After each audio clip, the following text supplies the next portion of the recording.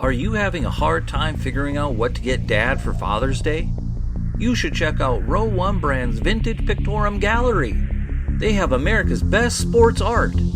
With over 7,200 historic sports prints, you're assured to find something unique for Dad this Father's Day. Instead of a boring old tie, get him a historic baseball photo taken by Henry High Sandham at the historic Polo Grounds Stadium in New York City during the 1894 Temple Cup. Or, if he's an NFL buff, check out the 1963 vintage NFL poster. These are so good looking that you'll be amazed how they turn out. Shop now at sportshistorynetwork.com/row1 and save 15% off your order. On January 29th, 1963, the inaugural class was inducted to the Pro Football Hall of Fame in Canton, Ohio. In this same year, a man that grew up a little more than an hour away from Canton started his head coaching journey, which would culminate with his own bronze bust in 1997. Voting him in was easy, and it all revolved around a number, 347. Welcome to the Football History Dude podcast, where each episode is a journey back in time to learn about the rich history of the NFL. Your host is Arnie Chapman. Football is his passion, and he wants you to come along with him to explore the yesteryear of the gridiron. So hop on board his DeLorean, and let's get this baby up to 88 miles per hour. Great Scott. This time as we step off the DeLorean, the date is January 29th, 1963, and we're over in Canton, Ohio, because we're going to witness the beginning of an annual tradition that revolves around some bronzed busts. Yes, that's the Hall of Fame inductions. A great weekend every year. This is an awesome sight to see. It's an awesome time. But something else that happened that would end up being awesome for the league was in the same year, Coach Don Shula. He was previously a defensive coordinator for the Detroit Lions, and he showed some grit and tenacity. So they decided, Carroll Rosenblum, that is, he decided he was going to make Don Shula his head coach for the Baltimore Colts. Now, Don Shula was only 33 years old at the time, the youngest NFL head coach in history up to this point. Now, this isn't the only mark that he made on the league, of course. We all know him as the winningest coach in NFL history. Or how about perhaps the 1972 perfect season? Well, Shula would end up with an overall record, including postseason that is, of 347 wins, 173 losses, and 6 ties.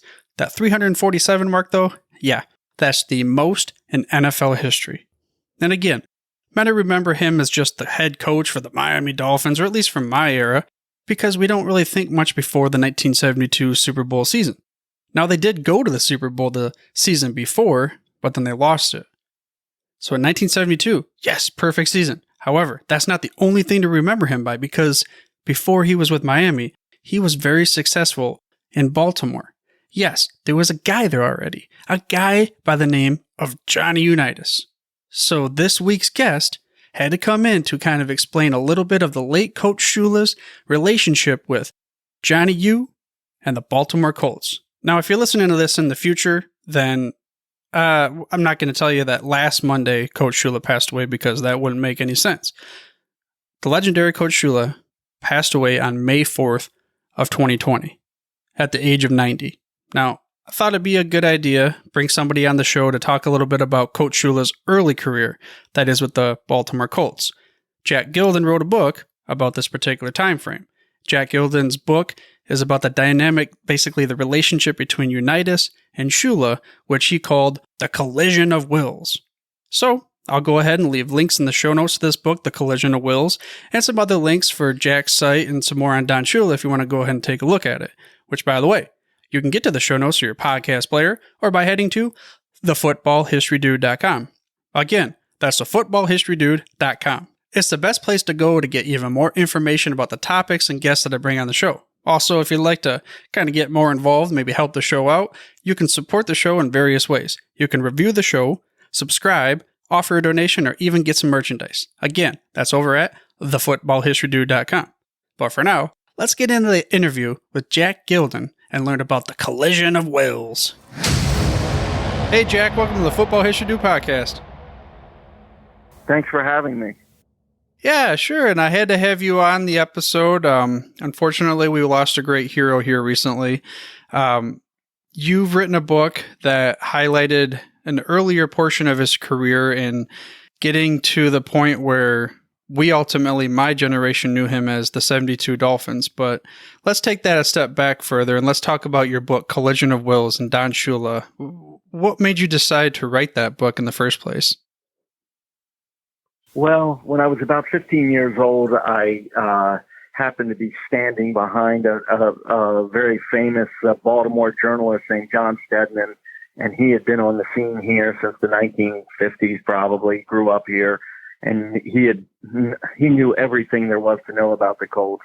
And I was standing behind him one day when I happened to hear him tell someone that Unitas hated Shula. And that was shocking to me because the two men were so well associated with each other. They were two big winners. And when I heard him say that, I thought to myself, that'd be a great idea for a book. And the more I looked into it, the mystery grew a little bit. They had won so much together in Baltimore, but they couldn't win the championship together. I thought, wow, this is so interesting. A guy who you could really easily say would be the greatest coach in the history of football. I mean, obviously that would be arguable, but he would be in that conversation. And then another guy who you could say easily could be the greatest player who ever played football, and that one would be probably even less of an argument. And yet when they were together, they couldn't win a single championship after 7 years together. So I thought that's mysterious. I like things that are a little bit more interesting than just a straight bio of when somebody is born, lives, and dies. And, I like things that kind of have some texture to that. And I thought that story would be a great, great story to tell. Sounds like it was like you had your general pinpoint focus, and then from there you just told that story that unraveled that most people really didn't necessarily focus on. And myself, I really had no clue about Don Shula. I, as a Detroit Lions fan, kind of feel disappointed that I didn't realize he was the defensive coordinator there until I started this podcast and learning more about the history of the game. Could we go back to the beginning of Coach Shula's career and kind of go with a timeline of like how did he get into the NFL and all the way through the 72 season? Well, this would be that timeline. So he grew up on the outskirts of Cleveland. His father did kind of nondescript blue collar work. He first worked in a hothouse making cuttings of plantings. And then later on, he moved on to work on a fishing boat. I guess that he must have been out on Great Lakes fishing. Shula would go out with him sometimes and for the rest of his life, couldn't stand boats or the smell of fish. He hated it. Then he got involved with sports. He was very athletic. He was considered to be a very fast runner at that time. And, in his high school scene, went on to play college football, but on the, a little bit more on the small time at John Carroll, which is located near Cleveland. And then Paul Brown and his coaches, and most prominently Weeb Eubank, went out to scout Syracuse when they were playing in Cleveland, and they happened to be playing John Carroll. So they wanted to scout the Syracuse players, but while they were there, one coach in particular, Weeb, had been impressed by Shula and another player that was a teammate of Shula's named Carl Tassif.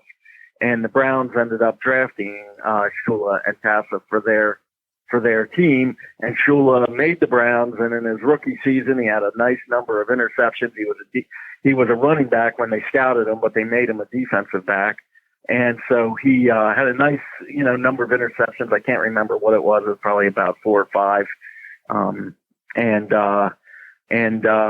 He had a really nice rookie season for them. Then he went into the Army, and he played far fewer games the next year. And I guess they lost their interest in him, and they had a gigantic trade with the Colts where like 10 or 15 players changed hands. I can't remember.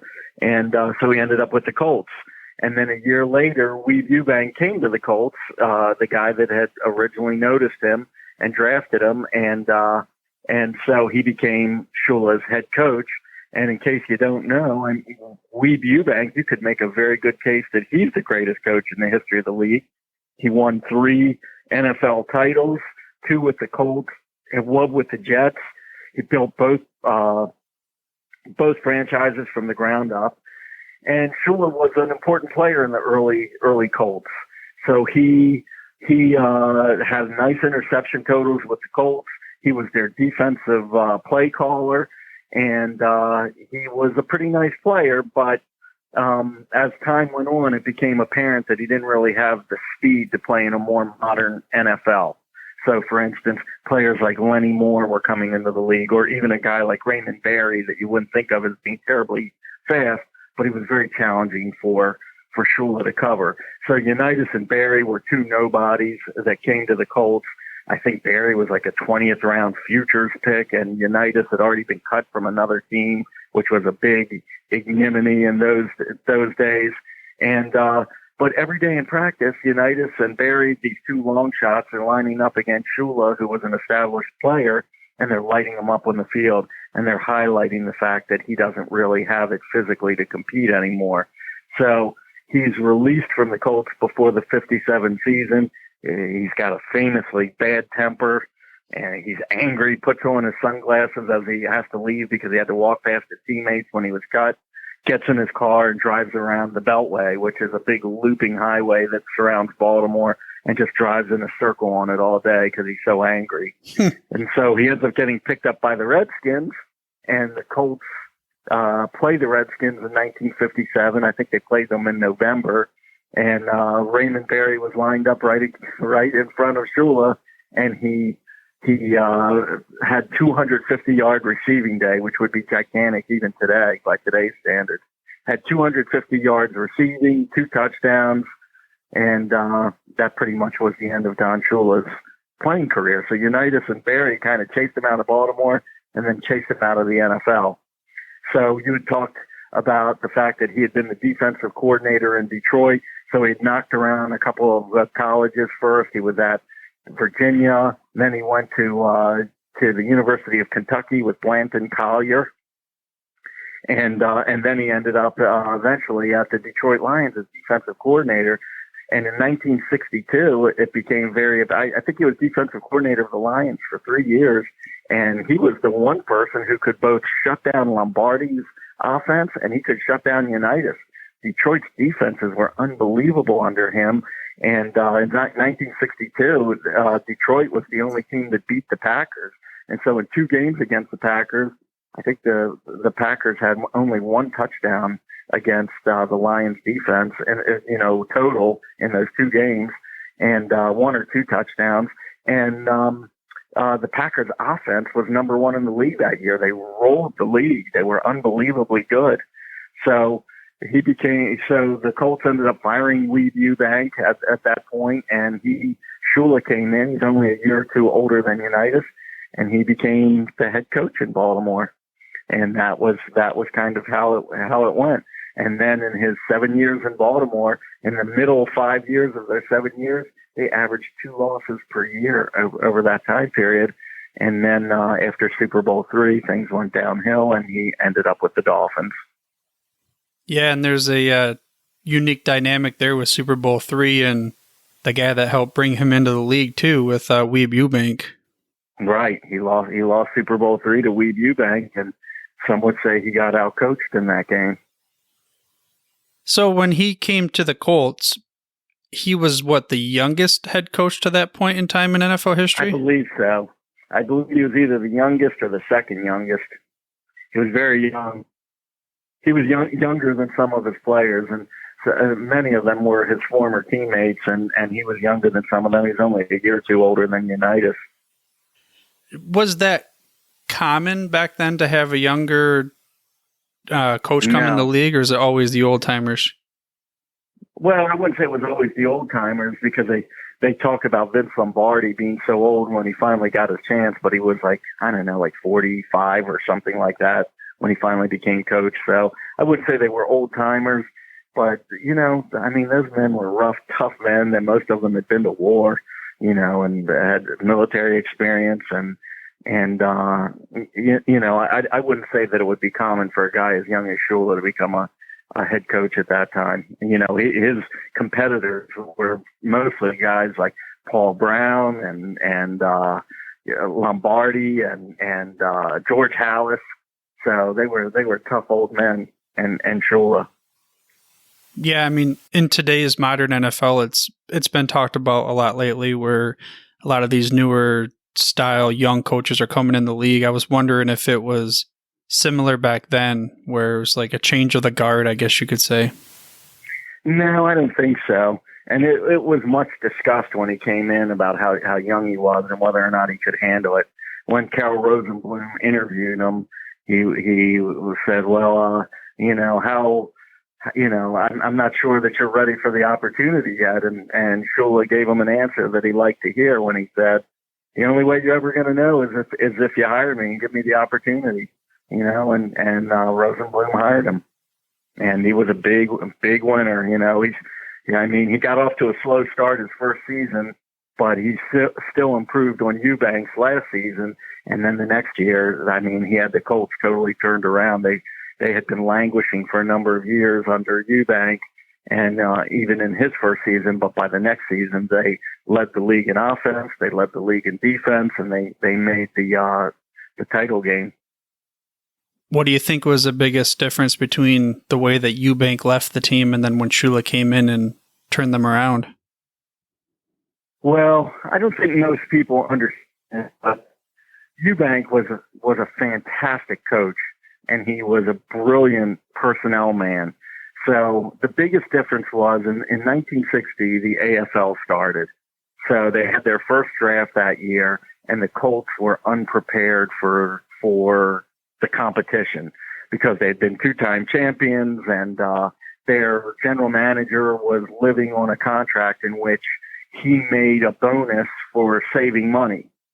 And that was a part of his deal. I guess it was probably based on the way the Yankees compensated their general manager, and they were so successful. So he made a bonus on saving money, and so he put the foot down on the draft picks, and the Colts had a brilliant draft that year and end up losing, like, I think, maybe their first 6 or 7 picks all went to the AFL. And their first pick that year was Ron Mix, who ended up becoming a Hall of Famer with the Chargers. He was a tackle.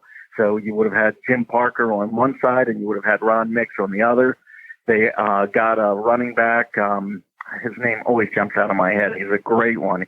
He ended up playing for the Cowboys instead, even though the Cowboys weren't in the AFL, because the Cowboys had to fight the AFL. This running back ended up going to the league basically gifted him to the Cowboys, and so the Colts missed out on him. So the big problem with the Colts was that Alan Amici tore his Achilles tendon in 1960, I think, and then they had to rely so much on Unitas over the next couple of years. They knew they had to fix the running back problem, but it wasn't easy. And so with just Unitas passing and the running not a threat, they were teeing off on Unitas. So the big difference was when Shula got there, they were able to recover from the draft where they lost all these solid picks, and Shula got the running game cranked up again. And he said it himself when he got there. He was basically doing the same things that Eubank was doing. The team didn't need a major overhaul. It just needed to be fine-tuned. And they were able to, the running game finally had recovered by the time he got there, and that took a lot of pressure off Unitas. And you could see his attempts went way down, his interceptions went way down, and the team started to perform very, very well. So by 1964, you have this young guy running the team, and he beat Lombardi's Packers twice in the regular season. I think they beat the Bears twice in the regular season, and they made the championship game. I wonder what the press was like back then covering it because of not having the 24/7 like we have nowadays. If Shula, was he considered just like this new wave taking over the league, you think? No, I don't think so. I think they just felt that it was just unique to him. I think for a lot of people, they were caught off guard about Shula, but not in Baltimore because he played here for, a number of years. So the press here knew him. But I don't think that he was seen as a new wave so much, because it was the old geezers that were still running the show, Lombardi, Paul Brown. Well, Paul Brown had just gotten fired at the same time we did, but Paul Brown, Lombardi and Hallis and guys like that were still the guys. And Unitas was there. Did he have that? I've always heard he had that legendary, like, he's the face of the NFL type of thing back then. Was that collision of wills that you talk about with Shula? Let's dig into that a little bit. Well, they had terrible chemistry. I think personally, and this is the way I wrote it in the book, I think it really went back to those days, those practice field days. I think that for two men that were crazy competitive like they were. So Raymond Berry said to me, he said, I was in the NFL for about 50 years as a player and a coach. And he said, in my time in the NFL, I never met any man as competitive as either one of those two guys. They were crazy competitive. So those practice field, duels that they had, it had to leave a lasting impression on them, especially with Shula. And I think that they just didn't have good chemistry. And then when Shula came in, I think that he really wanted to grab a hold of that offense. But Unitas thought of him as a defensive coach. He played defense, and then he was defensive coordinator at the Lions. And, Tom Matty, the running back, said to me that he felt like Unitas kind of saw it like Shula wasn't really the head coach. He was the head coach of the defense, and Unitas saw himself as the head coach of the offense. And so you could see, like even in photographs, I could see pictures of like Shula leaning into the huddle in training camp, listening in on the play call, and you could almost just see Unitas's hair standing on end. You could tell how much he hated it. And, and I think that, play calling became a major issue between them and control the team. And then, Shula was very critical of Unitas right off the bat and publicly. The very first game they ever played together was a preseason game against the Eagles in Hershey, Pennsylvania.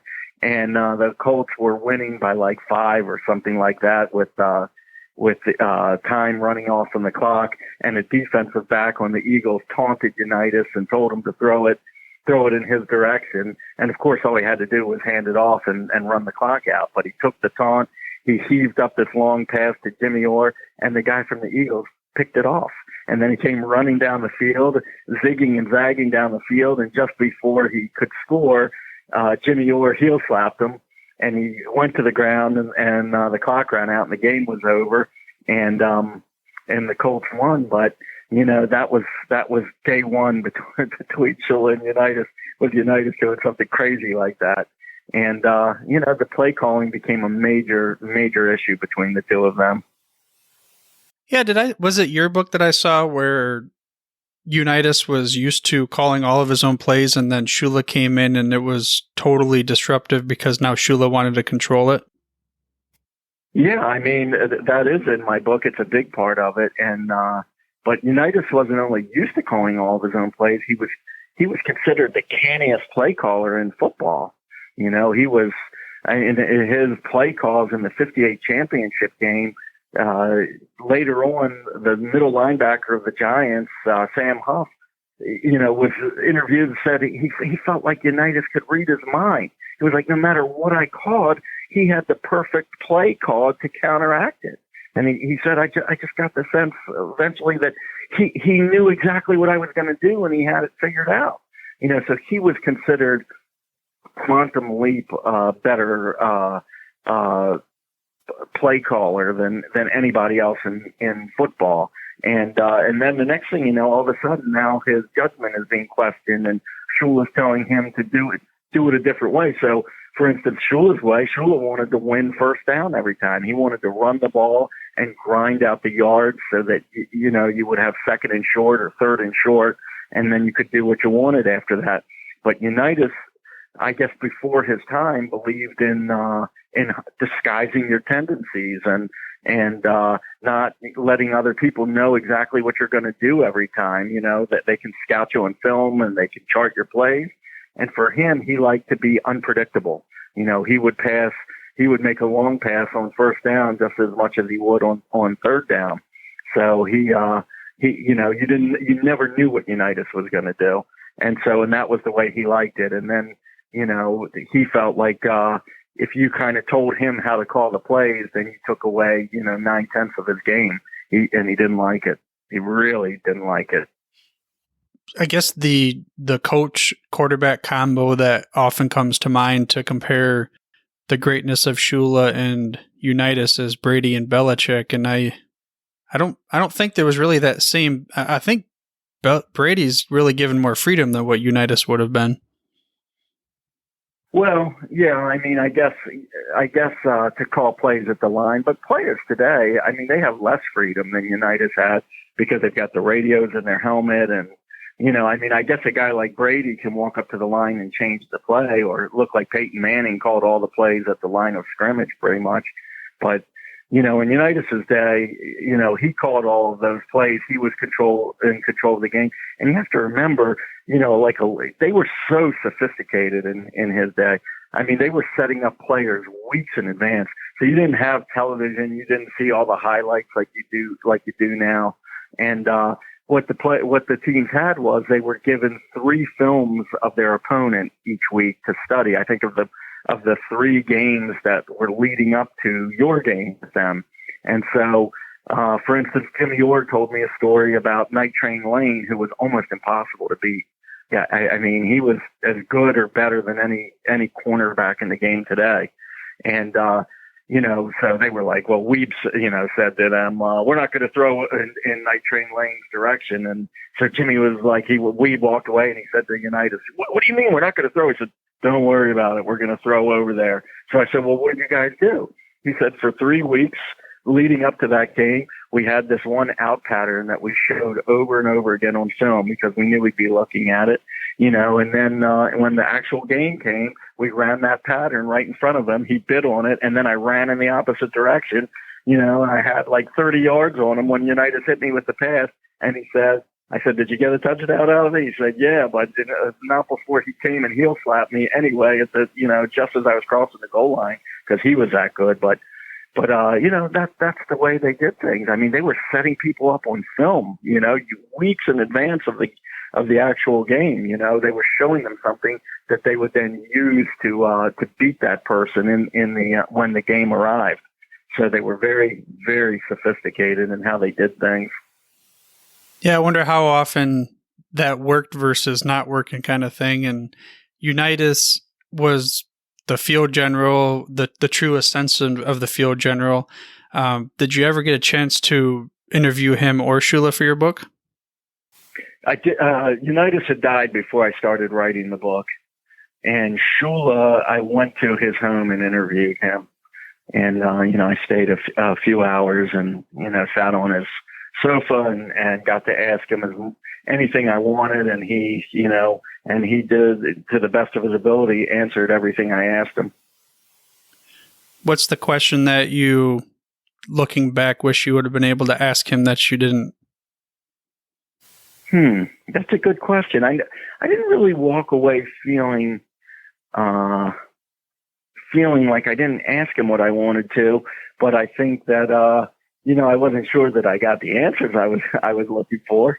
Like I asked him what was the problem between he and Unitas, and I think Shula waited 30 years, for somebody like me to come along and he knew what the answer was going to be.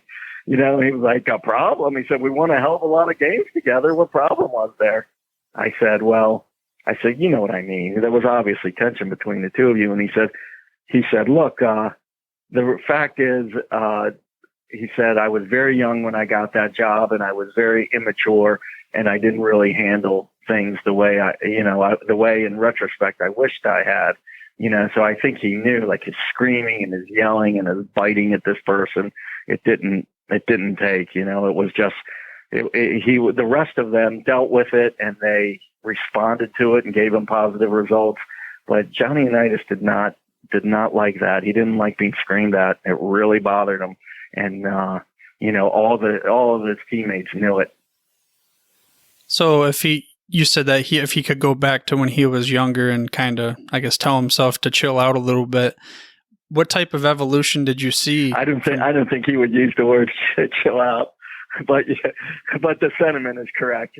Yeah, I think he wished that he had dealt with Unitas in a different manner, but I guess, they had very different ideas about, as I said to you earlier, about how they wanted that offense to progress. And I think it was tough. And, and this is what else Shula said. He said, look, he said, it wasn't easy being his coach. He said, I was learning that offense and I had to go into offensive meetings. And he said, and I'm sitting there with him and nobody in the world knew that offense better than he did, but I'm supposed to be the boss. I'm supposed to be the head coach. I'm supposed to be setting, the stage for what we're going to do. And, and it was painfully obvious that he knew the offense better than I did, and he said, that was really hard. I think that's hard, but it's a good sense of a leader, because often when they come into even in the business corporate world, the new big general leader is never going to know as much as that frontline worker or that frontline supervisor or whatever it is. It's how can they get that information from them and then work as a team to be able to get to the ultimate goal. And of course, Unitas and Shula never got to that ultimate goal, but then later in Shula's career, he did. Do you think there was a evolutionary change in Shula's style, or was it just a matter of he took the next level? Well, I think that his situation in Miami was very, very different than it was in Baltimore. I mean, when he came into Baltimore, think about it. Unitas had already won 2 championships. He was MVP once or twice before Shula got there. And, I think Unitas' feeling was, what is he going to teach me about quarterback that I don't know? But, and the rest of the players kind of felt like they knew how to win and things like that. They weren't in awe of Shula. They were closer to him. They were closer in age, and they were, some of them had been teammates with him, and they weren't in awe of Shula. They sometimes, saw him just the opposite. But when he came to Miami, Shula was already, he had a higher winning percentage in Baltimore than Lombardi had with the Packers. So when he got to Miami, those were young players who were excellent players. Joe Thomas had been the general manager, and he wasn't a very nice man, but he was a brilliant personnel man. He built the Dolphins. He built the Vikings into a Super Bowl team. So he really knew what he was doing. But they were poorly coached. And when Shula came in there, and Shula had been a gigantic winner, they really took to him and they really revered him. So it was a really good fit there. You know what I mean? But in Baltimore, they'd already been winners before Shula got there. Yeah, that makes sense. Of, like you said, who's this young kid coming in that's my age versus he already has the track record when he's going into the next the realm. And right. Was he the first? Were the Dolphins the first to make it 3 Super Bowls in a row? I think I saw. Well, they must have been, because there were only 7 or 8 Super Bowls when they won 3. So the Packers went to 2, then the Colts won, lost it to the Jets. Then the Chiefs defeated the Vikings. That's Super Bowl 4. Then in Super Bowl 5, it was the Colts and Dallas, and the Colts beat Dallas in the first year without Shula. And then the next 3 years, it was the Dolphins went 3 years in a row, lost to Dallas, and then beat the Redskins, and then beat the Vikings. Because the Dolphins in my life haven't really been that good, it's like thinking about the Dolphins and that domination during the 70s is like it's unfathomable for me. Well, it's actually unfathomable for me that they're so bad now. Because when I was growing up, and I was first becoming aware of professional football as a young child, they were the vanguard. Shula was considered the best coach in the game, and the Dolphins were just incredible. It's interesting too, because he fought Lombardi all those years, and interestingly to me, the 72 Dolphins and '73 Dolphins look like almost a clone of the Packers. They're very similar to the Packers.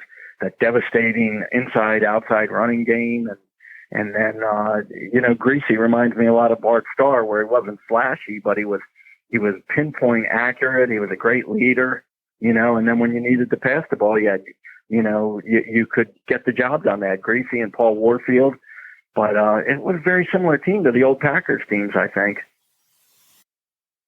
Well, I mean, it's one of those things where I guess we'll have to deal with it, because I'm never going to go back and be able to watch them in their heyday back in the 70s. But if I had my DeLorean, I could, right? Yes.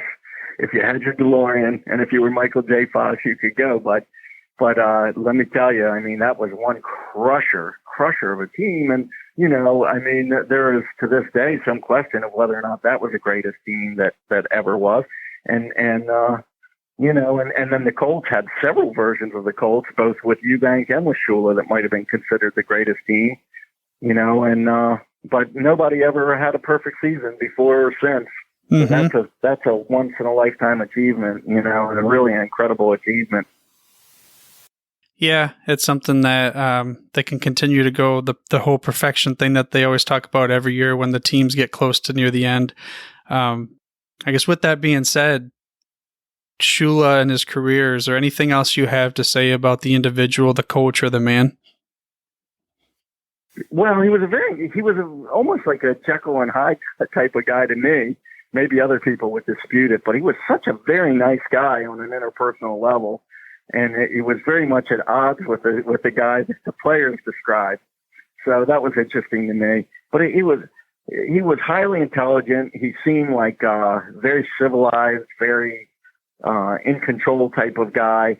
Not only when I met him in person and spoke to him, but I've been watching him my whole life on television, and he was a really he always seemed so bright and so calm. But they described what a raging guy he could be, how tough, how difficult, how in your face he was with everybody, and it was funny to me because I never really saw it that much, when I would observe him on television as a kid. And then when I met him, he was so gentle. Yeah. And you mentioned Michael J. Fox, and well, how about this? I'll give you the virtual keys to my DeLorean. Go back in time and you can maybe witness a Don Shula moment in person. What moment would it be? Well, one of them would be, I would love to go and see those practice sessions between Shula and Unitas. I would love to actually view that in person. I mean, think about it. Those three men, Unitas and Shula, with Rain and Barry in between them, and, fighting for that little bit of real estate, and there's crazy tempers and there's crazy competition. I mean, I would have loved to have viewed that. That would be one thing. And then if I could pick another, I would have loved to have been present at that 1965 game between the Packers and the Colts in the postseason. Johnny U was injured and his backup was injured, and Tom Maddy, a running back, played quarterback for the Colts. So they went to Green Bay in the postseason, played Lombardi's Packers, and should have beaten them, but the score was tied on a disputed field goal, and which was clearly bad. You can look on the film today and see it was bad that the Packers kicked this field goal, but the official called it good. It went into overtime, and the Colts lost on another field goal. And I mean, can you imagine potentially beating Lombardi's Packers with a running back playing quarterback for the entire game? I mean, it's unfathomable. I would have loved to have been at that game. Yeah, that's unheard of. That's something crazy to even think about. And I didn't realize that even happened as far as the backup. Yeah. I mean, it's a very famous moment in football. The next year, they raised the height of the uprights because of that. They called them the Baltimore extensions. And, I mean, could you imagine, to put it into perspective today, could you imagine a Super Bowl in which a team went in with a running back playing quarterback against Brady and Belichick, and then for all intents and purposes beating them? Except that Super Bowl would be in New England in December or January, and you would pretty much almost steal that game from them. Could you imagine that? I mean, it was a big enough upset when Eli Manning beat them. Now imagine Barry Sanders playing quarterback and beating them. Well, you're talking to a guy who says that's probably possible because that means he touches the ball every time, but I see what you're saying. Right. I mean, you're talking about a running back playing quarterback against one of the greatest teams in history, if not the greatest. Yeah, that would show just, to me, how good the coach was and to keep the rest of the players disciplined to follow the plan and just to stick with the plan, because otherwise it would have fell apart. Yeah, absolutely. I mean, it was just an unprecedented situation. And in those days, you had to freeze your roster. I think it was like 2 games before the postseason. So you couldn't bring in anybody for the postseason who wasn't on your roster already. So they happened to lose Unitas, and then they lost his backup, and they brought in a third quarterback to play out the regular season. But he couldn't play. He wasn't eligible to play in the postseason.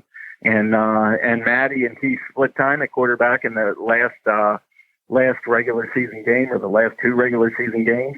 And Matty had to do it in the postseason against the Packers. It was crazy. It's like I feel like I've read it before. Maybe I read it in your book, but it shocked me. I can't. Take a look at my book. It's a really interesting story. And you know what else is very interesting about it is that it foreshadowed what happened in '68. Because Unitas went down in the preseason, and Shula had a feeling that Unitas might not make it. And he went out and got himself a different backup quarterback, and that was Earl Morrill. And Earl was a journeyman. He was a nobody, and he brings him in the last second, and he ended up becoming MVP of the entire league that year, led them to a 13-1 record. So he started every single game with Unitas injured, and that was his record. So very interesting. You know, that was the Shula genius. You know, like we saw the bad side of Shula, but the Shula genius was making it work with these plug and play players. Yeah, not just on the field general, but also having that foresight and the wherewithal to be able to be prepared. Right. It's like when everything was going bad and his season was going down the tubes, you know, he was totally calm and he figured it out. You know, it's like, okay, well, we're going to do this and we're going to succeed anyway. And they did. He was really a brilliant coach. Do you think the way that you just summed it up is one of the primary factors for why he became the winningest coach in NFL history? I think there's no doubt about it. He, you know, like when he could adapt on the fly. You know, he could take the players that he had, whoever they were, and he could make the most out of them. So, you know, some people would look at his situation in Miami and say, well, he walked in and all those players were assembled, really. Yeah, but they never could win anything until he got there. And then when they started to go away, he kept that team competitive for, you know, 2 more decades, even though he started to lose those players. And, you know, then when the rules changed, he went out and got Marino, you know, and Marino was the perfect player for the new pass happy era. He was a very intelligent coach. Intelligent and adaptable. Very adaptable. So for instance, you know, he like I said, Earl Morrill had a better winning percentage for Shula than Unitas, Greasy, or Marino. And he went to Super Bowls with Unitas and Marino and Greasy, but he also went to Super Bowls with Morrill and with David Woodley and Don Strock. So he could make do with whatever he had. He still managed to be a winner. Yeah, I think that's a good spot to say, well, that kind of sums up Shula's beginning of his career, because he almost took down Lombardi with third string running back as a quarterback type of thing. With that collision of wills, I just want to thank you for stopping by the show. We'll leave a link to your book and everything in the show notes. Is there anything left you have for the listeners of the show as far as the Shula, maybe even the Unitas connection there? No, but I just wanted to say to you that I'm a big fan of your work and what you're doing, and it's really pleasurable for me that you invited me onto your show, and I really enjoy, you know, looking in on what you do on Twitter and listening to your interviews. So I really, really appreciate you having me. Yeah, of course. I had to bring in the subject matter expert on the collision of wills. And thank you again, Jack, for joining the show. It's my pleasure. It's good to talk to you. I'll see you soon. There you go. A collision of wills. The winningest coach in NFL history. A legend that had passed away just a little over a week ago. Then, on the other side, you have Johnny Unitas. We have arguably the greatest coach and greatest player in NFL history, or at least the greatest quarterback. Not going to say that either one of them are, but that is definitely an argument to be had. Speaking of arguments, and maybe favorite moments, if you have your own favorite moment of Coach Shula or even any other favorite moments, I'd like to hear them.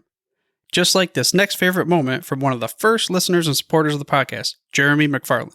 Take it away, This dude. is Jeremy McFarlin. I've called in a few times about my Tennessee Titans and the moments that made me a big fan of them. But this past year, seeing them make it almost to the Super Bowl, knowing that we weren't supposed to make it, was great for me in a lot of ways. It really revitalized the franchise down here in Tennessee. Watching Derrick Henry take control, watching Ryan Tannehill revitalize his career, A.J. Brown, the defense take over, knowing that we have in place the pieces that will make a big difference in the future. But one game in particular it was the Ravens game that we weren't even supposed to be in the contest, and we beat them. I was playing Red Dead Redemption 2, riding my horse and watching the game at the same time, because I couldn't just watch the game. It was driving me crazy. It was nerve wracking. And I remember watching Derrick Henry running and realizing that as I was watching him running, I was going the same direction with my horse and nearly ran off a cliff. It's just neat moments like that make football that much better. Thank you. How about that? He had to play Red Dead Redemption because he's so wrapped up in his team and the jitterbugs about if they're going to win or not. But then you have Derrick Henry running it away, and they beat the Ravens. Of course, they go on. Fortunately for him, they lose to the Chiefs, the eventual Super Bowl champions. But that's what it's all about. Fans reliving their favorite moments. And if you're interested in sharing your favorite football moment, or even maybe stating your case for someone that you think should be in the Hall of Fame and they're not, well, you can do so by heading over to myfootballmoment.com for the details. But for now, dudes, I'm through. Thank you for listening to this episode of the Football History Dude. To make sure you're the first to get the next episode, please subscribe on your podcast player of choice and head on over to thefootballhistorydude.com for the show notes and more information on the history of the NFL. And remember, dudes, where we're going, we don't need roads. We here at the Sports History Network proudly partner with 26 podcasts, all revolving around the history of sports. But did you know that many of our hosts were sports history authors way before they started their shows? It's true. We've got Joe Ziemba, host of When Football Was Football, Joe Zagurski, host of Pro Football in the 1970s, Mark Morthier, host of Yesterday Sports, Tommy Phillips, host of Lombardi Memories, and Scott Adamson, co-host of From the 55-Yard Line. All these authors have many books for you to choose from. To check them out, go to our website at sportshistorynetwork.com/sportshistorybooks. Pick up your copy today. Soundtrack provided by Kevin MacLeod of filmmusic.io.